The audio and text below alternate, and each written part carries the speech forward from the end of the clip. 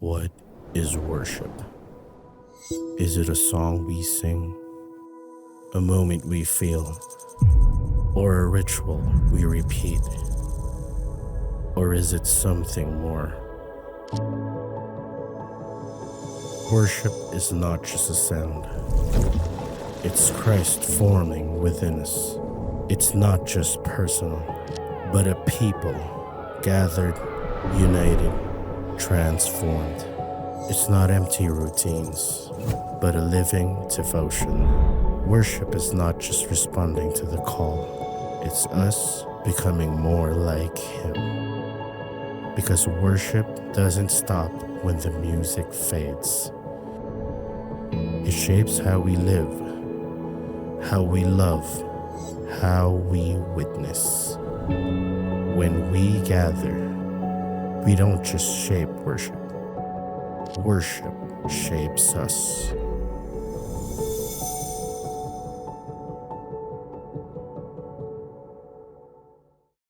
Okay, at this point, we may go ahead and find our seats. Meron po ba kayong nakilala ngayon?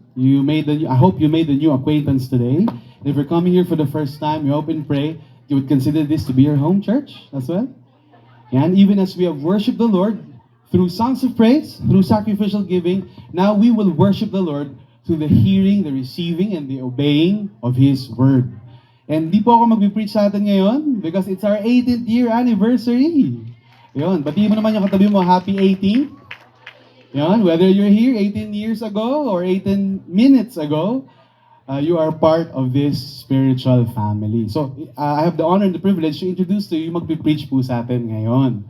Okay, he was a graduate of University of Los Baños sa kursong Civil Engineering. Yan. So, montik na siyang maging contractor. Pero buti na lang tinawag siya nila. And nothing wrong with contractors, of course, but he answered the Lord to be a full-time campus missionary. He served as the senior pastor of Victory Los Baños, and he has been in the ministry for over 20 years. Although he doesn't look like it. Yeah. He just looked like 20-year-old. Pero 20 years na siya sa ministry. In-honor talaga. Honoring ba ito? Right now, he serves as the senior pastor of Victory Pasig Estancia. He also serves as one of the elders of Victory Metro Manila. And also for us, he serves as part of the regional leadership team that oversees Every Nation churches in the Philippines like Life Church. Yan. And whenever I see him, I'm continuously reminded na hindi tayo nag-iisa. That we're connected to a global family of churches. And that even when we gather every Sunday, we are also gathering together with the body of Christ, with the Every Nation family all over the Philippines, along with Rain Church, Steadfast, Abide, and of course, Life Church, and our big brother, Church Snacks, Victory. And personally, si Pastor John Dolor, yan, he is like a friend to me, although hindi ko siya masabayan sa triathlon niya. Kaya ko lang sa ML. So, he's also a very good marksman. Yeah. long time ago. So, nung hindi pa siya masyadong busy. Kasi busy na si Pastor John ngayon. He also serves as, mas busy na ngayon, as the chairman of our Real Life Foundation. So, meron po ba tayong Real Life Scholars dito? Ayun, through Pastor John's leadership, we're able to bring the community, the blessings of Real Life Foundation all over the Philippines. So, without further ado, let's give a warm Life Nova welcome to Pastor John Dolor. Thank you, Pastor Tim. Magandang umaga po sa inyong lahat. Magandang umaga po sa inyong lahat. Yan. Sige, I would like to ask everybody to please stand. Unahin po natin ang pinaka-importante, which is the reading of God's Word. And I would like to ask you to open your Bibles with me to the book of Colossians. Colossians is in the New Testament. Matthew, Mark, Luke, John, Acts, Romans, 1 Corinthians, 2 Corinthians, Galatians, Ephesians, Philippians, and then Colossians. We're going to read in the 3rd chapter. Chapter 3. Ang nakalagay po sa screen ay 1 to 17. but I would like to invite you to read with me from verse 15 only. Are you ready? Okay, 1, 2, 3. And let the peace of Christ rule in your hearts, to which indeed you were called in the one body, and be thankful. Let the word of Christ dwell in you richly, teaching and admonishing one another in all wisdom, singing psalms and hymns and spiritual songs with thankfulness in your hearts to God. And whatever you do in word or deed, do everything in the name of the Lord Jesus, giving thanks to God and the Father through him. Let's pray. Lord, I ask you that in this morning, you would give us the grace to hear your words. Kausapin niyo po kami, Panginoon. Marami pong salamat sa mga taong nandito ngayon na muntik pang hindi maka-attend today. Pero dahil sa iyong grasya, nandito sila ngayon. Lord, meron kang appointment with us. Meron kang gustong sabihin sa amin. And I pray we will not miss it. Protect us, Lord, from any distraction. May the listening to your preached word be our act of worship at this moment. Speak through me, Lord, in the name of Jesus. Amen. Amen. Pwede na po tayong umupo. Marami pong salamat. At happy 18th anniversary sa atin pong lahat. Congratulations. Grabe ang faithfulness ng Panginoon for 18 years. It's just so amazing. Biruin niyo po, yung katabi mo ay isang produkto ng faithfulness ng Panginoon. Pakitignan po, mukha po bang faithful ang Panginoon sa buhay ng inyong mga katabi this morning? Sobrang faithful ni Lord. Biruin mo, nandyan pa din siya ngayon. Yeah. So, Pastor Tim, maraming salamat. How many of you appreciate Pastor Tim? Pastor Tim, thank you for your leadership. Ako po ay sobrang grateful sa aking friendship with Pastor Tim. Hindi lang po kami nagkikita late nights sa mga, pagka nagpupuyat po kami, studying the Word of God. Ayan, may mga iba rin po kami mga libangan na kami po ay nagbabanding. But really grateful for Tim and Jinky and their family for answering the call to lead this church. Napakahirap maintindihan ang pinagdadaanan ng isang senior pastor. Only a senior pastor can actually understand the weight of the burden of a senior pastor. But there will not be a church, of course, apart from the grace of God, but also apart from the faithfulness of a senior pastor who will say, yes, Lord, I will answer your call and I will lead because you've called me. Pastor and team, maraming salamat for answering God's call to lead this church. You are blessed to have a pastor like Pastor Tim. Palakpakan naman po natin si Lord sa buhay ni Pastor Tim. Thank you, Pastor Tim. When I see Pastor Tim, I know that the future is bright. I understand that because of leaders like him. Sa totoo lang sobrang namamangha po ako kay Pastor Tim. I find him brilliant. I find his heart for God so inspiring. And every time he comes up to speak for the Lord, I know that meron pa akong i-grow. And I am so inspired by this man. And I want to just grow and know the Lord because of the example that I see in him. So mas bata po siya sa akin, pero mataas po ang tingin ko sa kanya. Ayan. Pastor Tim, maraming salamat. Now, for my assignment this morning, I wanna remind everybody na tayo po ay part ng Every Nation churches around the world. Meron po more than 80 nations sa buong mundo na meron pong Every Nation churches. Dito po sa Pilipinas, we have more than 175 congregations sa Pilipinas who's a member of Every Nation.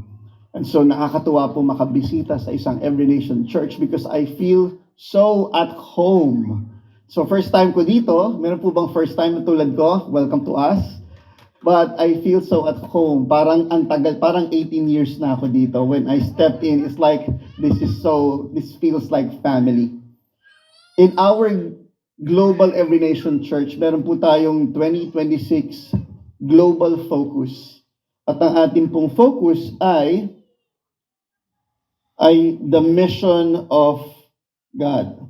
Make sure ko lang na nakabukas po ito. Yan. The mission of God. Ayaw lang. Ayun, the mission of God. Parang ayaw umandar.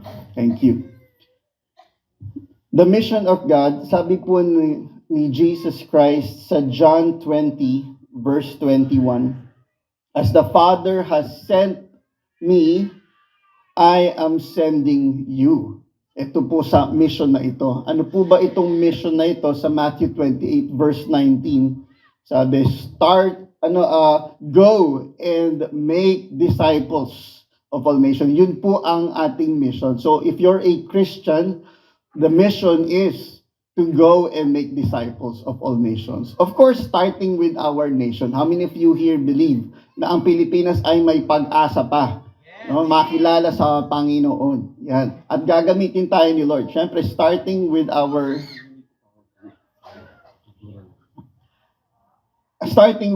nation and then going to all nations. So, hindi lang po tayo hihinto sa Novaliches, sa Fairview, pero dadalhin tayo ni Lord to all nations. Yan. Now, naintindihan po natin na ang discipleship that needs to happen ay nangyayari yan sa different levels. Unang-una sa level ng individual or personal. Yan. Sa personal level, discipleship happens. Kaya nga po may one-to-one. Kanina narinig ko, merong mga nag-one-to-one and we're excited for your growth. Iba yung pag kayong dalawa lang nasasabi mo, yung mga kailangan mo sabihin personally, and you grow in that. Pero hindi lang yun yung level. Pangalawang level ay yung small group discipleship. Sa small group, hindi ka lang mag-isa na ito pinagdadaanan mo, meron kang nakikilala na, uy, pareho tayo ng pinagdadaanan. Nakaka-encourage yun, di ba? Pag ikaw na may problema, tapos piling mo mag-isa ka, nawawalan ka ng pag-asa. Pero pag dalawa na kayong namumroblema, uy, dalawa tayo. Naalala nyo ba yun sa exam nyo nung high school or college kayo, ang sama ng loob mo kasi bumagsak ka. Tapos, pag nagtanong yung mga classmates mo, ano score mo? Wag nyo na akong tanungin. Pero pag may nakausap ka, mas bagsak pa sa'yo. Di ba? Parang, uy, na-encourage ka. Di ba? Parang, teka lang, I'll pray for you. Wow, biglang ganun. Ang lakas mo na bigla. Di ba? Small group discipleship is so important. Pero hindi yun natatapos sa personal, individual, and then small group. Meron pa pong isang level. Yung isang level na yon ay ang tinatawag na corporate. Everybody say corporate. Ayan. Pag sinabing corporate, we acknowledge the importance of patterned, communal, repeated practices that shape God's people. Ang tawag doon, liturgy. Yan, liturgy po ang tawag dyan. Pakisabi nga po, liturgy. Ito yung pag-uusapan kasi natin. Ito po ang sumunod sa letter F. Hindi yun po ang... Pero liturgy po, ano ba ibig sabihin ng liturgy? This is what our series called When We Gather. Ayan po ang ibig sabihin ng ating series. Ito po ang pag-uusapan natin. Gusto nating maintindihan ano yung meaning tsaka yung purpose behind what we do when we gather together to worship God. Pag naintindihan po natin lahat, ano ba yung ginagawa natin dito? Bakit ba tumatayo, kumakanta, uupo ulit, tapos magbibigay tayo ng offering kay Lord, tapos kakanta tayo? Pag di natin naintindihan, hindi natin ma-appreciate. Pag di natin na-appreciate, hindi tayo magbe-benefit doon. Kaya yung iba, tinatamad na lang. Huwag na lang pumunta kasi para saan ba ito? Siguro kung ikaw yung tipo ng tao na pag di ko naintindihan, mahihirapan ako ma-appreciate. This is for you. We want to grow deeper in our relationship with God, but if we don't understand certain things, it's hard. So that is why this is our topic for 5 weeks. Last week we talked about gathering and sending. Importante pala that we gather together. And hindi lang tayo matatapos sa gathering together. Hindi online pero on-site. Ibang klase, when you come together, nagkakahawaan po tayo ng faith and we're encouraged by one another's presence. But we don't just stay here. Hindi tayo titira dito sa sinihan. Di ba? We are sent. Hindi lang blessed, no? Benediction, pero sending din. Para pagbalik natin sa mundong kung saan man tayo galing, blessing din tayo doon. Ayan. Sana po ay blessing po kayo. At kayo po ay na-bless dito. Yan. So, in the passage that we read, makikita natin na ang laki, ang haba ng passage of scripture natin, no? 1:17. Binasa ko lang yung verse 15, tsaka yung verse 17. We see the singing of psalms and hymns, meron pang hymns, tapos merong spiritual songs. Yan. It's being recognized by the Apostle Paul as the practice of the saints when they come together. Pag nagsasama-sama raw sila, may hymns, may hymns, may psalms at spiritual songs. In fact, sa Psalm 100, sabi doon, make a joyful noise to the Lord, all the earth. Serve the Lord with gladness. Come into His presence with singing. Sino rito magaling kumanta? Yung katabi mo magaling kumanta. Ayan. Sino no dito? Pindutin natin. Yung katabi mo, ang napoproduce niya ay joyful noise. Lord, ito lang talaga nakayanan ko. Noise pero joyful, pero di ba? How many of you are glad? Ang Panginoon tinatanggap ang ating singing kahit wala tayo sa tono. Thank you, Jesus. Ikaw ang nagbigay sa akin ng boses na ito at i-worship kita using my voice kahit wala siya sa tono. Yung iba hindi nabibless, pero si Lord nabibless doon. Kaya huwag kang mag-aalinlangan. Pag kumanta ka dito, be confident. Tatanggapin ni Lord yan. Pero pag nag-apply ka sa music team, huwag kang sumamalo pag hindi ka tinanggap.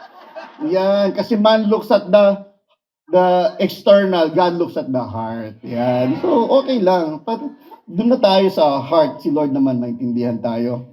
Sa 1 Corinthians chapter 14, verse 26. Si Paul, kinakausap niya yung church for regarding orderly worship.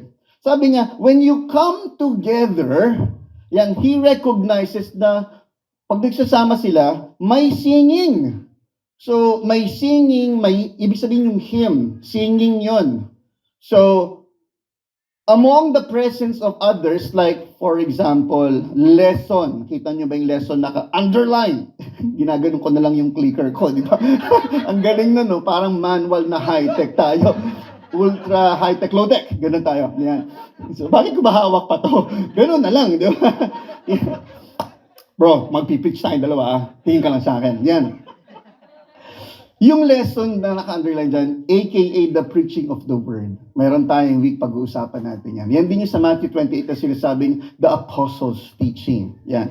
Tapos hindi lang yun. Meron pang tinatawag na the application or the use of their spiritual gifts. Kaya dyan meron a revelation, a tongue, or an interpretation. Sa church, ganun eh. Meron tayong pagkakataon magamit yung ating spiritual gift through serving. Iba kumakanta, iba nagsiserve ushers, diba? So ito yung mga opportunities to serve. We do that when we come together as a church. Pero ang tanong, bakit? Why do they do that? Sabi kasi, dyan sa passage na yan, makikita natin ang ating conclusion, yung when we do these things, this is a natural result. Hindi siya pilit. Okay? When we sing a song to the Lord, ganun pala yun. It has to be an overflow. A natural result of what's happening to you. Anong result of what? Pag bumalik ka doon sa passage na focus natin ngayon, sabi doon, the word richly dwell in their hearts. Yun, pag ang word ni God, natanggap mo, and then it dwells in you, may natural result. Nagbabago ka, natutuwa ka, na-encourage ka. Sino senyorito pag natutuwa ka, napapakanta ka na lang. Hindi mga ganun, di ba? Yung tuwan-tuwa ka, inspired ka, napapakanta. Yan. And so that's what happens. We sing a song. Sabi dito sa Colossians, when the word dwells in you richly, nag-overflow siya. Maraming paraan. Una yan, teaching. Na kukwento mo sa iba yung naintindihan mo about God. Ang galing, share mo. Pangalawa, ano pa? Next is admonishing one another. Yung Admonishing, ibig sabihin yung nakakapagbigay ka pa ng advice, nakakapag-encourage ka pa sa mga iba. Di ba? Minsan ganun. Nung una, ikaw yung kailangan ng encouragement. Pero nung nakatanggap ka ng word, aba, kahit kailangan mo ng encouragement, ikaw pa yung nagbibigay ng encouragement. Tapos lalo ka pa na-encourage. Galing. Pero may pangatlong outlet or overflow. Yun yung tinatawag na singing. Singing of psalms, hymns, and spiritual songs. Yan ang tinatawag na natural result. The natural result of the word. Kaya nga, when we receive and understood and appreciate the word, it's easy to sing to the Lord. Pag pumunta ka dito, may dalawa kasing option. Punta ka rito kasi talagang discouraged ka na. Kailangan ko ng encouragement. Punta ka dito. Pero may isa ka pang option. Magbasa ka ng Bible. Pumunta ka dito. Kasi hirap mag-worship kagad pag walang word. Imagine mo lahat ng dala mo, discouragement from trabaho, sa bahay, sa village, di ba, kung saan pa sa traffic, ganyan, pagdating mo rito, ayan na, kami lumulog. parang nalulumo ka na, di ba? Pero kung may word, parang kahit ano pang problema mo, kami lumulog. Gano'n ang worship mo. It's a natural result. Next, worship in songs has a profound effect. May effect. Ito, hirap nito i-describe, gagawin natin yung best natin. Pero, yung songs, especially worship in songs, may profound effect. Pag sinabing profound, malalim, pero ang hirap maarok, ang hirap maintindihan, pero nandyan. May mga ganung bagay na may profound effect sa'yo. Naggugulat ka, hindi mo ma-describe, pero meron. Ang lakas ng effect. Ganun po ang worship in songs. In Psalm 100, verse 1 and 2, sabi doon, make a joyful noise to the Lord, all the earth. Serve the Lord with gladness. Come into His presence with singing. Their singing is directed to what? To the Lord. Kay Lord nakadirect yung singing nila. A praise and worship directed to the Lord. Bakit? Kasi may thanksgiving, may adoration. Kasi, puno ka ng word So magre-respond ka ngayon kay Lord. Yung response na yun, ang tawag doon, vertical overflow, pataas. Kay Lord yun. Walang kinalaman sa katabi mo. Kami na, di ba, don't mind the person seated next to you or standing next to you. Kay Lord ka lang tumingin, vertical. Bigay mo yan kay Lord, kahit di mo feel kasi deserve ni Lord yun. Kasi He is good all the time. Amen? So vertical ang bigay ng song mo. Kaya kahit wala sa tono, vertical to, Lord. Yung iba, pasintabi na lang, pero kay Lord to. Di ba? Ganyan. Why? Because of our overflow. Sa verse 3, sabi doon, know that the Lord, He is, kasi siya yung Diyos ko Kaya kakantahan ko siya. Ano pa? It is He who made us. Ginawa niya ako Balik lang tayo doon. He made us. And we are His. We are His people. The sheep of His pasture. Yan. So, pwede na tayo pumunta sa next verse. Sabi doon, enter His gates with thanksgiving and His courts with praise. Kasi thankful ako, kaya ako nagpe-praise. That is why I bless His name. Just sa dulo, sabi doon, bless His name. Gratitude and understanding of who God is and what He's done. Overflowing vertically to God. Pero ito but not just by ourselves. Ito yung kailangan natin maintindihan. When we worship God, when we come together and worship God, yes, meron tong aspect na kayo lang dalawa ni Lord. Pero hindi ka blind sa mga katabi mo. Okay? Kasi kung ganoon din lang, umuwi ka na, mag-devotion ka na lang. Iba kayong dalawa ni Lord doon. Pero iba ang coming together. To sing together songs to the Lord. Okay? We have to also consider other believers. Click natin. Balik tayo sa passage of scripture natin. Notice, kaya ko pinapakita yung buong passage. Kasi makikita nyo dyan, may progression si Paul. Nung kinakausap niya yung Colossians, he took them on a journey talking to them about self. And then maya biglang yung self one another na. Papakita natin. Maraming click to So unang-una, sabi niya, you have been raised. Next, See, your mind. So medyo self pa yung focus dito. Next, you have died. Next, your life is hidden. Self pa rin yan. Next, Christ who is your life. Next, you also will appear. Next, what is earthly in you? So yung self ang focus dito. Next, in this you too once walk. Next, you were living in them. Next, you must put them all away. And then, are you ready? Here comes the shift. Biglang nagbago. From self-focus, biglang one another. Next, do not lie to, ano sabi? One another. Biglang may one another na. Next, sabi niya sa totoo lang dito, walang Greek and Jew. Circumcised, uncircumcised. Barbarian, Scythian. Slave or free. But Christ is all and in all. Dito, wala tayong pakialam sa political side mo. Dito, taga-Ateneo, taga-UP. Dito, single or married. Dito, Spurs or New York Knicks. Ganon. Wala. Dito ka lang makita sa church na wawasak ang divide. Kasi dito, one another. Hindi lang self. One another. Everybody say one another. Ayan, tuloy natin. Next, bearing with one another. Next, against another. Next, forgiving each other. Nakita niyo yung focus, hindi na self. Biglang one another na. Next, cold in one body. Meron kang konsiderasyon. Kasi one body tayo. Yan.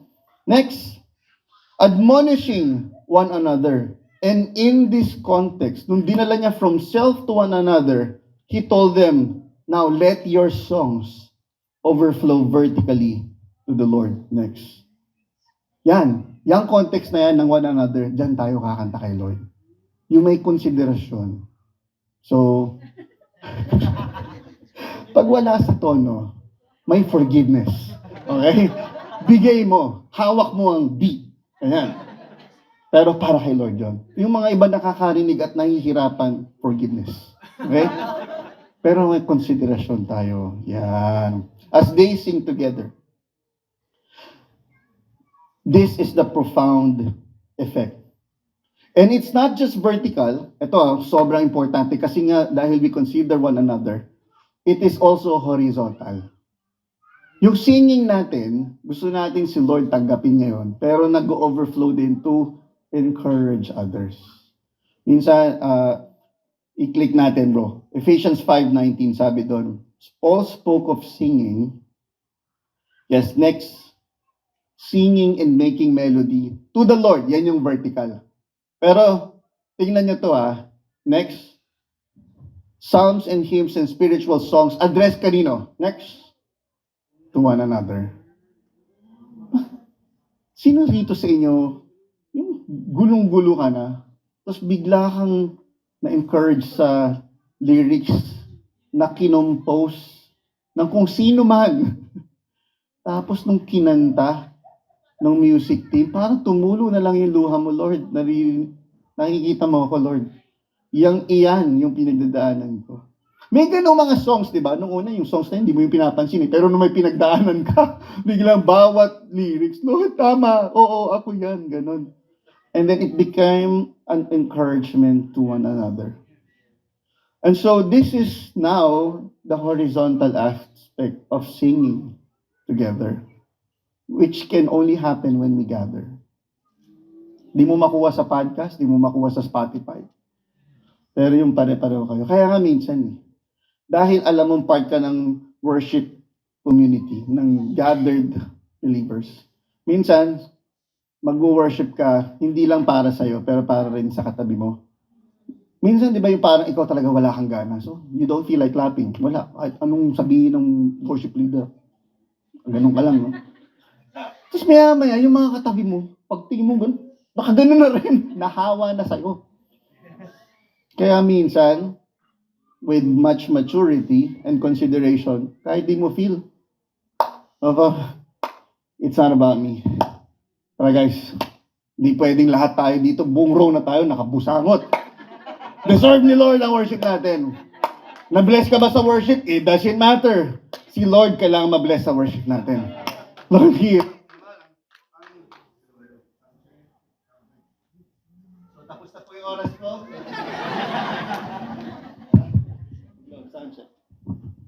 Hello, soundcheck. Ayan. Kala ko tapos na yung oras ko. Pasensya na, Pastor Team. Medyo mahaba. Minsan kahit hindi mo feel, pero alam mo, God deserves your best. And then when you give God your best, kahit di mo feel, nahahawa yung mga katabi mo. And then before you know it, yung pangarap mo maging worship leader natupad na.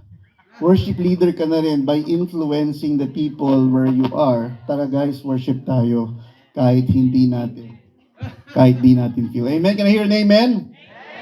Yan. Okay, that is the profound effect of worship in songs. May upliftment. Gustong-gusto ko yung Psalm 42 verse 5. Sabi doon, nabasa nyo ba to? Yung Psalm ng Sons of Korah. Wala dito pero basahin ko lang. Why, my soul, are you downcast? Why so disturbed within me? Put your hope in God, for I will yet praise Him, my Savior and my God. There is an aspect of singing na inuutusan mo yung kaluluwa mo, inuutusan mo yung utak mo, inuutusan mo yung puso mo, kahit discouraged ka, kumanta ka. Kasi after mo kumanta, matutuwa ka na. Buti na lang kinanta ko, Lord. Kaya parang pinreachan ko yung sarili ko ng word mo. Kasi ang mga songs based yan sa word ni God. Yun din yung effect, upliftment vertical, pero meron upliftment horizontal. As you worship no matter what with the people standing next to you. Amen? And lastly, number 3. Worship in songs is a lasting reminder. Lasting reminder. Dapat lalagay ko dito perpetual reminder. Alam niyo ba ibig sabihin ng perpetual? Yung forever, yung walang tigil. Okay? Dapat din gagamitin ko, pinag-iisipan ko to, pinagtatalunan ko sa sarili ko. Powerful reminder. Kasi ganun ang mga kanta. They are a lasting reminder. Ang mga kanta, mga worship songs to, pati kahit na anong kanta actually, para silang time capsule. Imagine mo, di ba, yung anak ko nga 12 years old. Alam mo, paborito kanta nun pagka nagda-drive kami, Foolish Heart. Tsaka, yung kay Christopher Cross, yung Sailing. Pero yung ibang mga kanta, i-google mo, patay na yung kumanta nun Pero bakit yung message of the song still rings true to you? It's a time capsule. Kahit ano pang dekada niyan, yung kanta na yan, it stays with you. Worship in songs records and retells God's works for the generations to come. Kaya tayo nagsusulat ng mga songs of worship, hindi lang para sa atin, para sa next generation. Worship in songs becomes a lasting witness to future generations. Worship in songs carries the truths of God across generation. Kaya tayo nagsusulat ng kanta na God is faithful no matter what. Kasi baka may mga ipapanganak pa lang na pag nahirapan sa buhay, feeling nila hindi na faithful si God. Kailangan nating isulat itong mga kantang to. Kasi itong mga kantang to testifies to the goodness of God. He is faithful and true today, yesterday, today, and forevermore. Paano kung walang kanta? Diba? Na magtuturo nun, magsasabi at magre-remind sa next generation. Ganon ka-importante ang worship in songs. No wonder Moses used songs to teach Israel God's messages. Alam nyo, pati correction, kanta. Kasi pagka sinermonan lang, nakakalimutan. Pero pag kinanta mo ang sermon, maaalala mo. Di ba pag pinagalitan mo, kantahin mo ngayon. Kantahin mo, ayan, di ba? Di naalala mo. Ganon, ang galing. No wonder the Hebrew families, even in the Old Testament, were instructed to teach songs about God to their children. Sabi, kailangan nyo itong matutunan. Pero paano nila matututunan kung hindi mo ilalagay sa kanta? Hindi nila maalala. Yan. No wonder songs were sung in the temples. Hindi lang preaching. Ganding ng preaching ng pastor last week. Talaga ba? Oh, galing, anointed. Ano sabi? Basta magaling. Nakalimutan ko na. Ganun yun. Kahit nga yung preacher, nakalimutan na niya eh. Pero pag ang kanta, naku, pag ayan na yung kanta, intro pa lang, naku, ready na ako, Lord. Ganun, di ba? Ganun yun. Kaya nga ang goal sana natin, yung mga songs, wag mabilis na puro bago yung songs. Yung gusto natin yung mga songs aabot sa point na yung congregation, kahit mawala ng kuryente, mawala ng lyrics, kaya natin kantahin. Kasi nandito, wala sa projector, nasa puso yung lyrics. Kabisado natin. Kaya nga yung mga hymns, classic, sobra. Pagka tumugtog na yan, ako, naiyak ka na, dinala ka na. Dinala ka na kung doon sa panahon nung naalala mo si Lord Faithful. You know the lyrics, it brings you back. The apostles themselves have used songs in their letters to the churches to remind them of the truth that the songs has already planted in their hearts. Pag biglang may song, parang yung, parang jukebox of God's lessons in our life. Mayroong mga songs nung 60s, pag sinabing God will make a way. God will, ako, naalala ko yung Lord. Naalala mo ba yung Lord? Grabe. Nung binasted ka, sabi, God will make a way. Ganon, di ba? May kanya-kanyang hugot. Tapos, basta kanya-kanyang ira yan. One way, Jesus. Naku, you come ko yun, Lord. Ganon, di ba? Parang jukebox yan eh. Kaya, ang mga apostles, so nagsulat sila ng epistles sa Bible, gumagamit sila ng songs. Minsan nakala natin, scripture, binabasa natin, kanta na pala yun. Naalala nyo ba to? Pakita natin. How many of you recognize this? The Son is the image of the invisible God, the firstborn over all creation. For in Him all things were created, things in heaven and on earth, visible and invisible, whether thrones or powers or rulers or authorities, all things have been created through Him and for Him. He is before all things, and in Him all things hold together. And He is the head of the body, the church. He is beginning and the firstborn from among the dead, so that in everything He might have the supremacy. For God was pleased to have all His fullness dwell in Him, and through Him to reconcile to Himself all things, whether things on earth or things in heaven, by making peace through His blood shed on the cross. Alam nyo ba kung ano yan? Pakita natin kung ano yan. Yan yung Colossians 1:15-20. Pero alam nyo bang kanta yan? Nung binasa ko, parang rap, di ba? The Son is the image of the invisible God. Siyempre hindi yan rap. Pero kanta yan. That Paul quoted. So nung yung mga nagbabasa, nung binasa sa church nung mga panahon na yun, napapakanta sila, napapasabay sila. Parang ganito lang yun. Sabi nga sa kanta, everybody now. Ganun. Siguro nung nagbabasa sa preaching. Eto ba? Na-recognize nyo ba to? Next, pakita natin. Who being in the very nature of God, did not consider equality with God something to be used to His own advantage. Rather, He made Himself nothing by taking the very nature of a servant, being made in human likeness. And being found in appearance as a man, He humbled Himself by becoming obedient to death. Even there on a cross. Therefore, God exalted Him to the highest place and gave Him the name that is above every name, that at the name of Jesus, every knee should bow in heaven and on earth and under the earth, and every tongue acknowledge that Jesus Christ is Lord, to the glory of God the Father. Baka ganun yung kasong na yun. Alam nyo ba kung anong passage to? Philippians. Pakita natin. Philippians 2:6-11. Pero alam nyo bang kanta yan? It's a song. And so nung binanggit yan, nung part na yan, kantahan lahat. Kasi alam nila yon. They grew up with this song. And that's what worship in songs do to us. It's a lasting reminder of who God is and what He has done. Yung wife ko may lola. Yung lola niya may dementia. Doon ko nakita ang power ng songs. Kasi hindi na kami kilalang lahat eh. Pero pagka pinatugtog na yung Patti Page, tumutulo ang luha. At kumakanta, sinasabayan.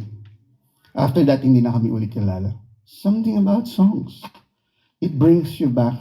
It makes you remember. And imagine if the songs are about who God is.